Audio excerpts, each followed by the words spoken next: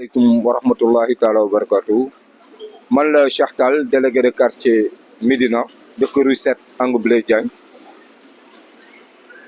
Salaamaaleykum man la Abdoulaye Diagne délégué de quartier Ngaraf rue 15 angle 16 Médina. waaw ñu ngi préparé Jeux olympiques yi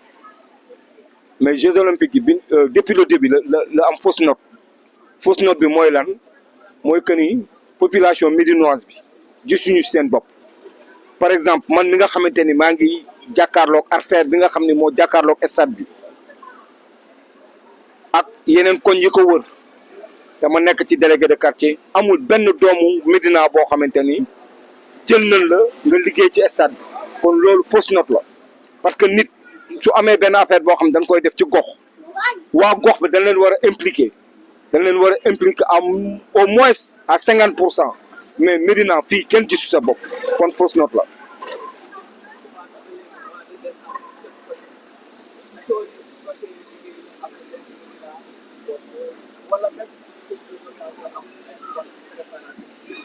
non mooy li ma wax ni amul benn doomu Médina boo xam ni impliqué nañ la ci biir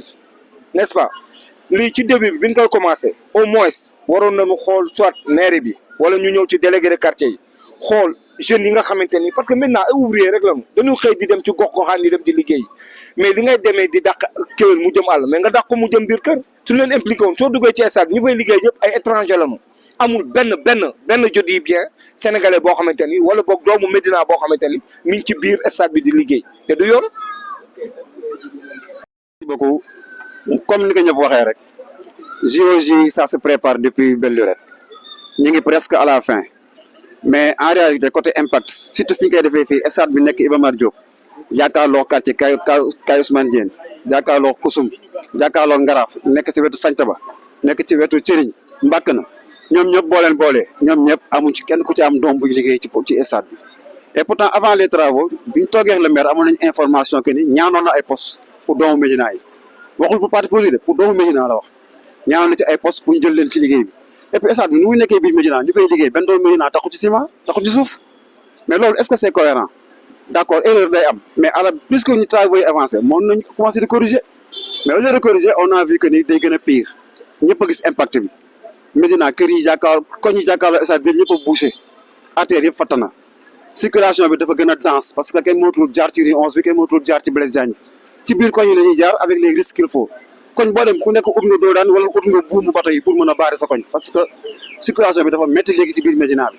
impact vrai la am ci kaw loolu yëpp nag pour être vrai pour être juste man je dis que ni la Médina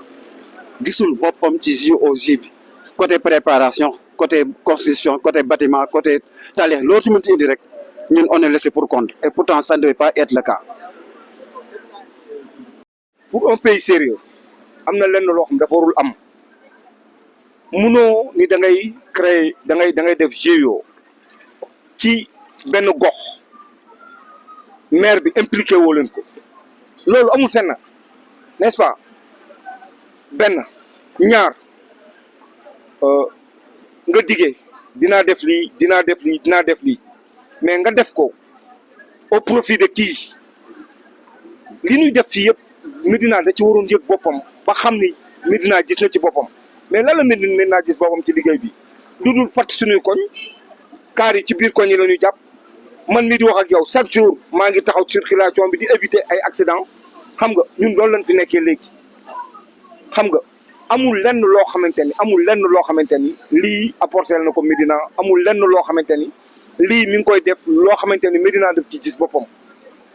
te du yoon. D'accord promesse yi peut-être man j'ai eu la chance daan topp délégation bi ñu ciy ñëw dès le début daan naa ànd ak ñoom Ibrahima Wade ak sa groupe am bi fu ne lañ dugg nañ terrain Jaraaf dugg nañ école Médine dugg nañ mairie Médina dem nañ fu ne ànd ak le maire avec sa délégation ils avaient tenu des promesses extraordinaires yu xam ne ku ko dégg da nga naan non lii moom muraake la nañ jël c'est vrai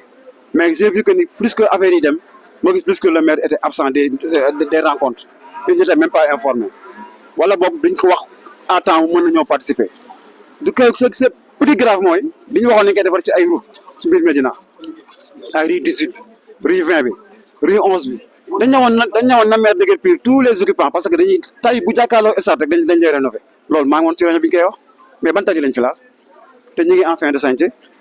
ban tali lañ fi laal ban Blaise Diagne baa ngi nii kenn xamul lu muy doon lii dootul nekk travaux taf yëngal lay nekk dañuy dem ba fin ba rek daba daaxe ko après bu tawee Médina yàquwaat gars yi dañu condamné donc li ñu promettre le maire yëpp defuñu ko et c'est l'occasion quand même que la Médina prenne une décision sage et courageuse. appel bi may def population médinoise bi mooy que ni gis nga nit fulla kenn du ko jaay kenn te mbéjum kanam boroom moo koy fayul boppam moo koy fajal boppam bi ñuy def impliqué wuñu ci dara au contraire loraange la ñu indi ndax lu dul dara amoon nañ fi benn terrain basket boo xamante ni maire mi ngi amoon yu mu ci doon mëbët pour def ko ñu nangu ko dugal ko ci biir stade bi te dañ ko abboon rek pour ni dañ ci def ay matériel xam nga tey mi ngi noonu def nañ ko affaire u jaay doole xam nga nangu xam nga liñ doon tabax pour désencombrer commerçant yi nekk ci kaw tali bi arrêté nañ ko kon man dama gisul jeu yi pour lan la ba njëriñ la amal waa Médina mais waa Médina aussi tam war nañ am fulla bu toll nii su ëllëgee suñu waxee jeu yi ñoom it ñu croiser les bras toog seetaan leen parce que man day en personne loo ma boolewul bokkuma ci comme que boolewul ñun tam ñu toog xool seetaan leen ñun ñooy xoromu dëkkuwaay bi gis nga mooy il faut que les gens soient solidaires nañ teg fële la politique te sàmb li ñu moom muy sunu Médina gi on est vraiment mal barré actuellement ci olympique bi instant bi war na fekk Médina bi xumba jëlal poste Médina nga dem ba Abass Ndao dem Centenaire dem ba Corniche fa nga gis benn panneau rek bu lay jox image du JOJ instant bi la ville devait être colorée aux couleurs des JOJ waxuma la ville bi mais foo toll war a gis mascotte bi gisoo ko fi et j'ai eu la chance bi ñuy dem keroog à la côté RTS dem nañ ba ci Centenaire bi ma xool Centenaire ba Malick Sy RTS gisoo benn panneau bu lay wan JOJ am na fi et c'est la maison mère moo waroon yor publicité bi donc j'appelle tout le monde à la solidarité nañu solidaire il n'est pas encore tard on peut encore réparer il n'est pas et on les appelle à la négociation yàqu ñu tojuñu nag mais li ñu mën humainement on va le retenir Médina du participer culturellement ni côté accueil ni dara ci JOJ et pourtant Médina xolam la ci woon de man mii j'ai écrit un programme que je devais proposer au maire programme d'animation d'accueil pour après les heures de sport day am ay heures de loisir donc on devait utiliser Douta Seck ak village artisanal pour permettre aux gens de faire un peu de tourisme et un peu de culture mais ni mu demee nii man je dis à tout le monde bu jeux yi commencé lundi soir la Médina tourne le dos ñu xool géej ba xam qu'est-ce que ça va donner. waaw li ñuy def mooy di santaat encore Médina di santaat population médinoise bi di leen wax ni Médina benn bopp la kenn mënu ko xar ñaar su fekkee ni yenn yi dañ koy def ngir politique ñu xam ni seen jëfin yàq nañ ko muy benn ku xam